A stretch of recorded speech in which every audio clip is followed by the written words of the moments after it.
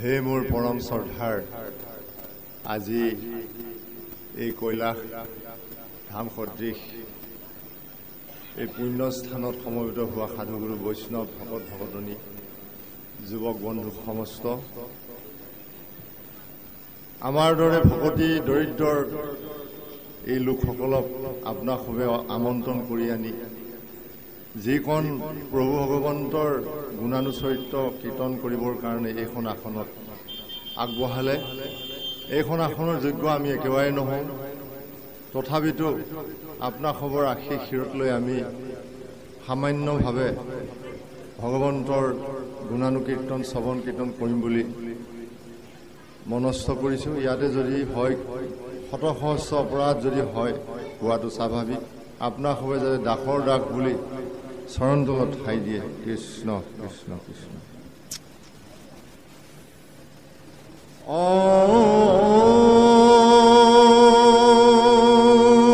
स्वतुमं स्वसुतं शान्तं भूमातीतं निरञ्जनं बिन्दुनादं कलातीतं तस्मै श्रीगुरुवे नमः कृष्ण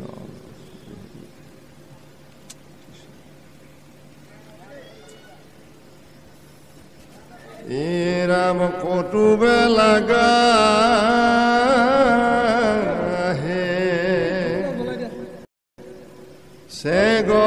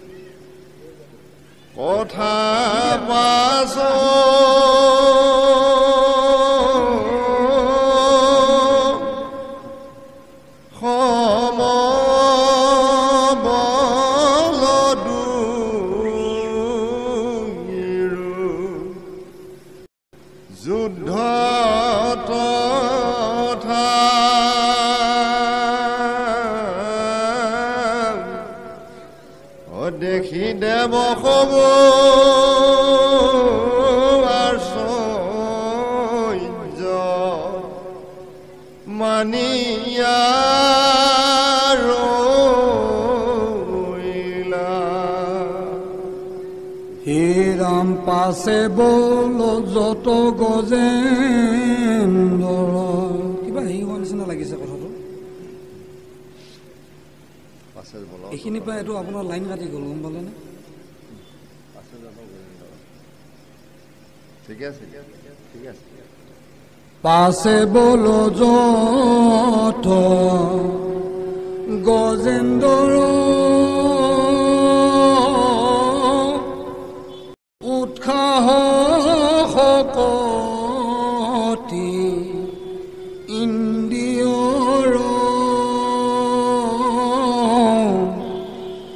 দীৰ্ঘকালে সকলে বিনাশ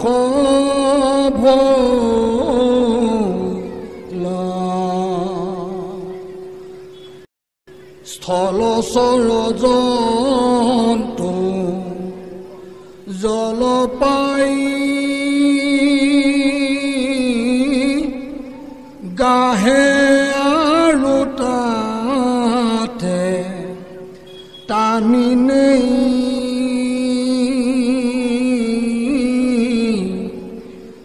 অমহাদুখে গজ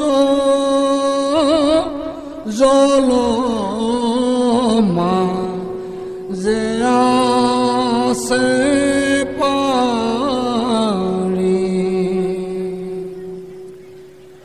ৰাম সিটো জলেশ্বৰ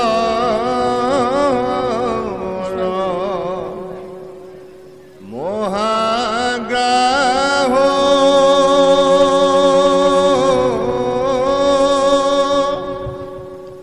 তাৰ কিছু জানা নাহি ত্ৰাস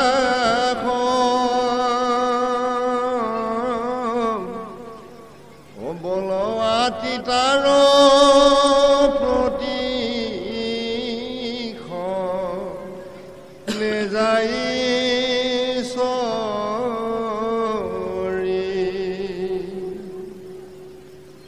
এহি মতে তৈতে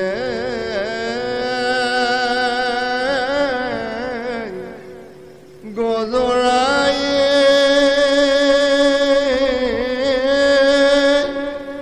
প্ৰাণৰ সংকট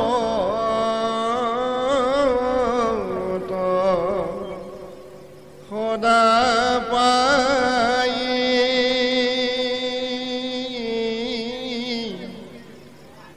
জাতু দেহ মানি পৰবশ চহুয়াৰ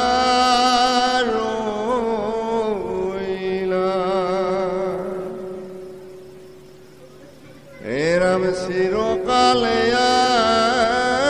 আত্মা বিমুখন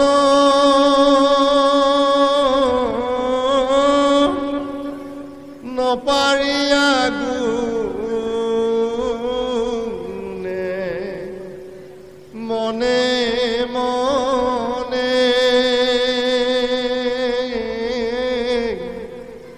অ কৃষ্ণৰ কৃপাত পাছে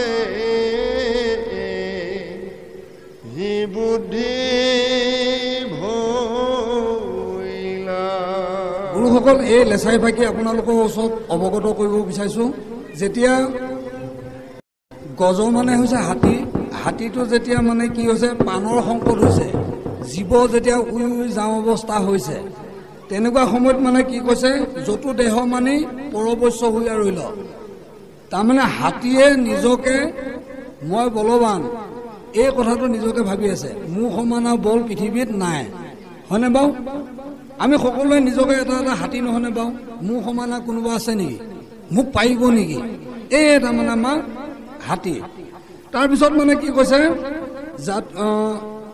চিৰকালে আত্মা বিমুখন নপাৰিয়া গুণে মনে মনে কৃষ্ণৰ কৃপাত পাছে এহি পুথি ভৰিল তেতিয়া সংকট অৱস্থাত গৈ পেলাই গজেন্দ্ৰ কি হৈছে গো পৰবশ্য হৈ থকা কথাটো স্বীকাৰ কৰিলে তাৰপিছত চিন্তন কৰিলে মনে মনে যে কৃষ্ণই যদি কৃপা নকয় কৃষ্ণ বিনে আৰু মোৰ গতি নাই তাৰপিছত কি কয় ক'ব দিয়ে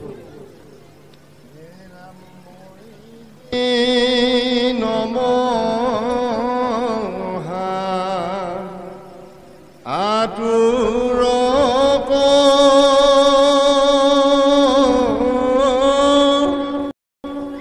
ইটো জ্ঞাতি মোৰ গজ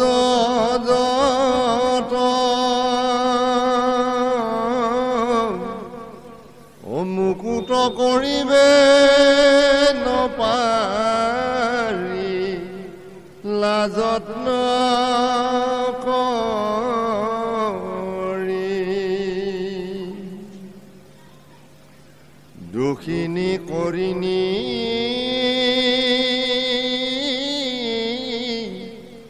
কৈত আৰু নপাৰিব বলে নিজ গাৰ অবিধিৰ বিপাকে গাহৰু পেধৰে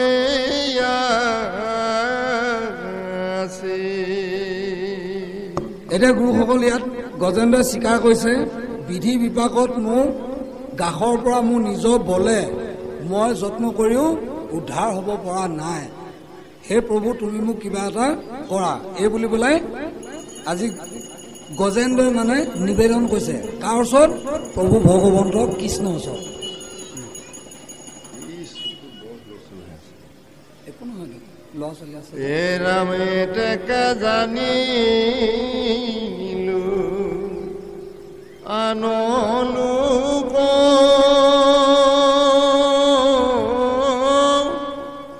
মুকুত কৰন্তা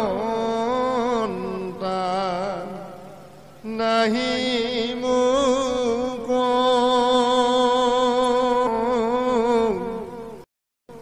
কিন্তু ভগৱন্ত পতিত পাৱন বিনে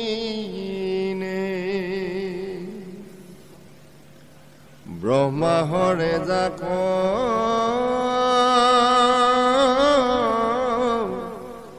কৰে সেৱ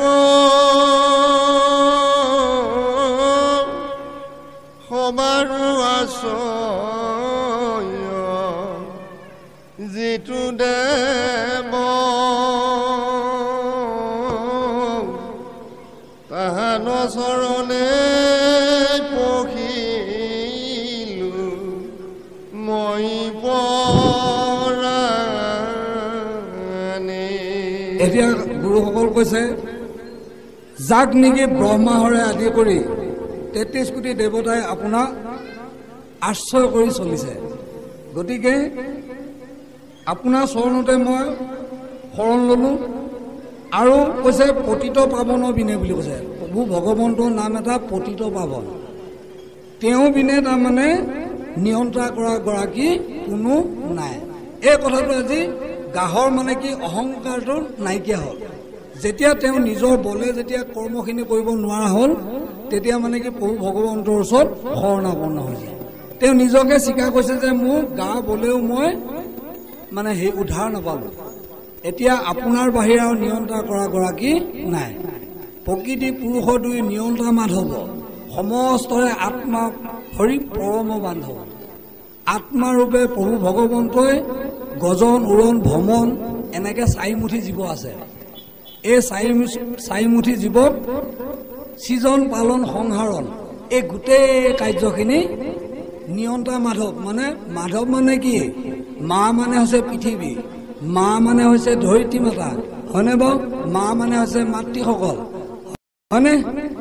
ধ হৈছে গৰাকী, যিজনে এই পৃথিৱীখনৰ গৰাকী সেইজনৰ শৰণাপন্ন হ'ব লাগে, হয়নে বাৰু? সেইটো কাৰণে আমাক কেতিয়াবা মন কৰিবচোন, কিবা এটা খং উঠিলে জ্ঞানী লোকসকলে কয় ঐ তোক ইমান খং উঠিছ, পৃথিৱী দেখি চাচোন। তাৰমানে কি পৃথিৱীখনৰ সমান ধৈৰ্য কাৰো নাই। সেইটো কাৰণে পৃথিৱীখন মাতৃৰ লগত তুলনা কৰা হৈছে। ল'ৰাটো চুৱে কওক ডকাইতে কওক যিয়ে নকওক, তথাপিতো যিমানে নহওক মাতৃ সেই তাপ মাতৃ তাপ কেতিয়াও এৰিব নোৱাৰে। চু হ'লেও তেওঁ ল'ৰা বুলি পেলাই ৰাইজৰ আগত স্বীকাৰ নকৰিব পাৰে, তথাপিতো মাতৃয়ে এৰিব নোৱাৰে, হয়নে বাৰু? পিতৃ হৈছে বোলে ধৰা সাপ, হয়নে? ফচফচাই থাকিব। ধৰা সাপেতো কামুৰিলে বিষ নাই। পিতৃসকলে তেনেকুৱা মৰম কৰে, মাতৃসকলে আকৌ মানে কি একেবাৰে বৰ আন্তৰিকতা মৰমটো কৰে। সেইটো কাৰণে কৈছে কি আটাইতকৈ ওখ বস্তুটো কি? আকাশ। আকাশতকৈ ওখ বস্তুটো কি? জন্মদাতা পিতৃ বুলি কৈছে, হয়নে বাৰু? আটাইতকৈ ডাঙৰ কি পৃথিৱীখন? পৃথিৱীখনতকৈ ডাঙৰ কোনটো কথা কৈছে? মাতৃসকলক। সেইকাৰণে মাতৃসকলৰ সমান ধৈৰ্য শক্তি নাই বুলি কৈছে। পৃথিৱীখনক আপুনি মন কৰিছেনে যেনেবাই তেনেবাই গাঁত খান্দিছোঁ কিবা এটা কৈছোঁ মাটিখিনিয়ে কৈছে নেকি যে মোক ইমান অত্যাচাৰ কিয় কৰি আছা ইমান ডাঙৰ ডাঙৰ বিল্ডিং বনাবলৈ মোক ভিটো কিয় দি আছা কৈছেনে নাই যাৰ যিটো মতে শক্তি ভক্তি হৈছে সেইটো মতে পৰ্যায়ক্ৰমে মানে সলনি হৈ হৈ গৈ আছে গতিকে আমাকো এনেকৈ এদিন গাহে ধৰিব কোনখিনি সময়ত গাহে বেছিকৈ ধৰিব যেতিয়া আপোনাৰ ৰোগ ব্যাধি হ'ব হয়নে বাৰু কাহে পাদে হাপাপানীয়ে যেতিয়া আপোনাক পাই যাব তেতিয়া আপুনি সেই গাহ গজেন্দ্ৰ কাহিনীখিনি আমাৰ যে মানুহৰ মৃত্যুমুখৰ অৱস্থাখিনি যে গাহ গজেন্দ্ৰ খণ্ড পঢ়ায় কিহৰ কাৰণে পঢ়ায় তাৰমানে গাহে এতিয়া যেনেকৈ মই অহংকাৰ ভাৱটো নাইকিয়া কৰিবলৈ প্ৰভু ভগৱন্তৰ ওচৰত শৰণাপন্ন হৈছে ঠিক তেনেকৈ সকলো বোলে মায়ে মোহবিলাক ত্যাগ কৰি তুমি প্ৰভু ভগৱন্তৰ ওচৰত শৰণাপন্ন হোৱা তেতিয়াহে তোমাৰ কামটো হ'ব কিছুমানক কাণত ভুকিয়াও দি থাকে কৃষ্ণ কৃষ্ণ কোৱাচোন ৰাম ৰাম কোৱাচোন সেইখিনি সময়ত কিন্তু কিছুমানৰ নাহে কিন্তু কিছু লোকৰ মানে আহে সিদিনাখন আমাৰ গাঁও অকণমান বাহিৰা কথা ওলাই গ'ল বেয়া নাপাব আমাৰ গাঁও আই এগৰাকী মানে বেছি দিন হোৱা নাই ঢুকাইছে সকাম নিকাম শেষ হৈছে সেই আইগৰাকীক মানে আমি পাওঁ কোনোদিনে পাৰিষদৰ আসনত নবহে কোনোদিন আইসকলৰ মানে মূৰৰ হেৰিফালে নবহে সদায় পিছতে থাকে কিন্তু সেই মানুহজনী মৃত্যুৰ সময়ত কৃষ্ণ কৃষ্ণ ৰাম ৰাম কৃষ্ণ কৃষ্ণ ৰাম ৰাম কৃষ্ণ শব্দটোতে তেওঁ মানে গুচি গ'ল এই বস্তুটো আমি ডাইৰেক্ট আমি দেখা পাইছোঁ গতিকে চাওক তেওঁ ভকতিটো কেনেকুৱা কৰি আছিল আমি হয়তো আজি ব্যাখ্যা এখনতো বহি আছোঁ সময়মতে আমি হয়তো কৃষ্ণ শব্দটো নাহিবও পাৰে আহিবও পাৰে নাহিবও পাৰে যদি পুণ্য সঞ্চয় যদি আছে কৰ্ম যদি শুদ্ধ হৈ আছে তেনেহ'লে আহিব আৰু যদি কৰ্ম যদি ভুল হৈ আছে হয়নে পূৰ্ব যদি সংস্কাৰ যদি নাথাকে তেনেহ'লে আপুনি থপলীয়া ফুৰিলেও নাপাব সেইকাৰণে প্ৰভু ভগৱন্তই কৈছে মোৰ 4খন হাত শংখ চক্ৰ গদা পদ্ম মোৰ 4খন হাত মই তোমাক যদি দিওঁ তোমাৰ 2খন হাতে তুমি সামৰিবলৈ নোৱাৰিবা আৰু যদি মই কিবা কাৰণত বিকৃষ্ট ঘটো মই 4খন হাতে সমানে লৈ আহিম তুমি 2খন হাতে কেতিয়াও তুমি ৰখাব নোৱাৰা হয়নে বাৰু গুৰুসকল গতিকে আমি অহংকাৰ লোভ মোহ কাম ক্ৰোধ মদ মাচাৰ্য এইকেইটা হৈছে আমাৰ ৰিপু হয়নে এই ৰিপুকেইটাক আমি লাহে লাহে পৰিপাতি লগাই অহাটো আমাৰ যত্ন কৰিব লাগে তেতিয়া আমাক মানে গাহে গজেন্দ্ৰই নাপায় কেনেকৈ নাপায় আহাৰৰ লগত বস্তুবিলাক জড়িত হৈ থাকে আপুনি যদি খাব নলগীয়া আহাৰ এটা খায় আপোনাৰ দেহতটো ক্ষতি কৰিবই নহয় জানো সত ৰজ তম 3 গুণে আচন্ত মেৰাহে বুলি কৈছে জীৱবিলাকৰ সত ৰজ তম 3টা গুণ আছে এই 3টা গুণ ইটোৰ পিছত সিটো মানে সামঞ্জস্য হৈ থাকে যিসকল সিদ্ধি দেশৰ লোক তেখেতসকলে সৎগুণী হৈছে তেখেতলোকে সৎগুণৰ আহাৰহে কৰে কথাটো গম পাইছেনে সৎগুণৰ আহাৰহে তেওঁলোকে ভক্ষণ কৰে আগৰ ঋষি মুনিসকলে ইমান বছৰ যে তপস্যা কৰিব পাৰিছিলে কিয় পাইছিলে তেওঁলোকে ফল মূল সৎগুণৰ আহাৰবিলাক খায় সেইটো কাৰণে তেওঁলোক অকণমান বেছি হেৰি কৰিছে এতিয়া কাউৰী কোলা কুলিও কোলা কুলি মাতটো শুনিলে ল'ৰা ছোৱালীবিলাকে কু বুলি কোৱাৰ লগে লগে পোৱালি জয় মাত দিয়ে কু বুলি পেলাই ইমান সুন্দৰ মাত হয়নে বাৰু কিন্তু কাউৰী এজনে যদি মাত দিয়ে কাহ কাহ কোৱাৰ লগে লগে খং উঠে হয়নে বাৰু তাৰমানে ইয়াৰ গুণাগুণটো এইটোৱে ক'ব বিচাৰিছোঁ কুলিয়ে তাৰমানে কি তৰু মানে ফল মূল এইবিলাক ভক্ষণ কৰি ফুৰে সৎগুণটো ভক্ষণ কৰিবৰ কাৰণে তাৰ মাতটো শুৱলা কাউৰীয়ে গেলা পচা কিবা কিবি খাই পোৱাৰ কাৰণে কাউৰী মাতটো কা কা হয়নে বাৰু গতিকে আমিও যদি মানে সৎগুণৰ যদি আহাৰ খাবৰ কাৰণে যদি যত্ন কৰোঁ তেনেহ'লে আমাৰ ইন্দ্ৰিয় বৰ্গবিলাকো সৎ শুদ্ধি হৈ আহিব হাতে কি কৰিব লাগিব পাৱে কি কৰিব লাগিব চকুৱে কি কৰিব লাগিব মুখে কি কৰিব লাগিব তাৰমানে কি আপোনাৰ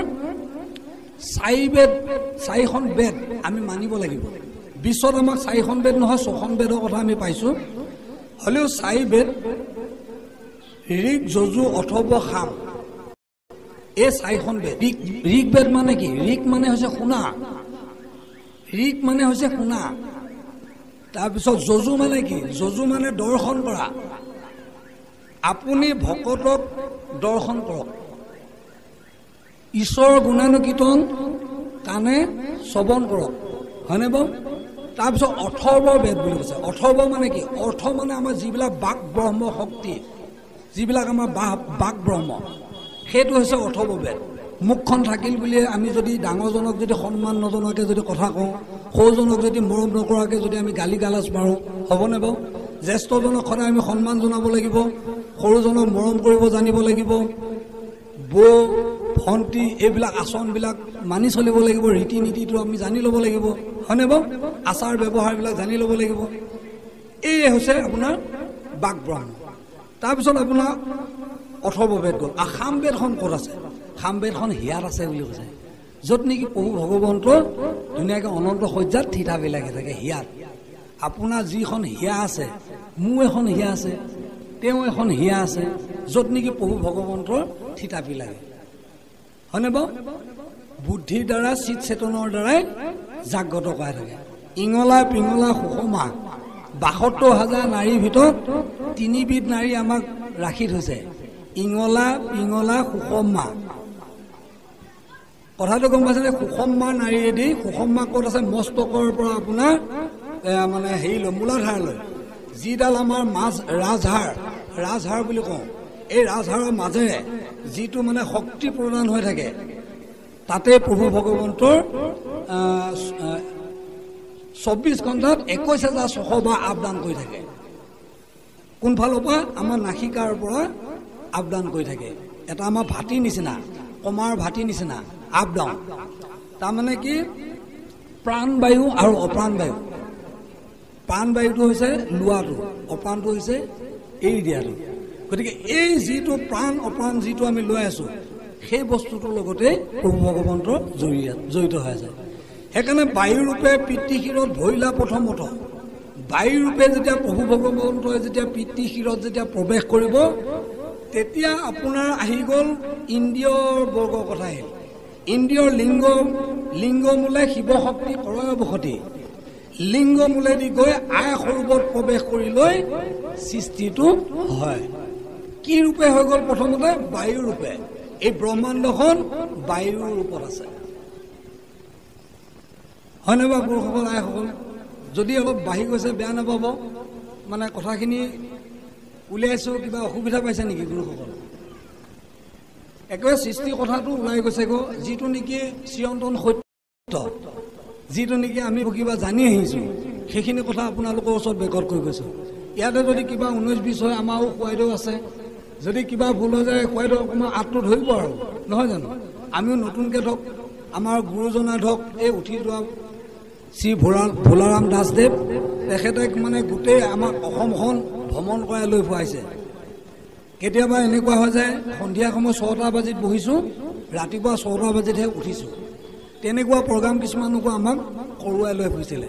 সেই গুৰুজনাৰ কৃপাতে আজি এই আসনখনত দুই এষাৰ ক'বৰ কাৰণে আপোনালোকৰ ওচৰত যত্ন কৰিছোঁ।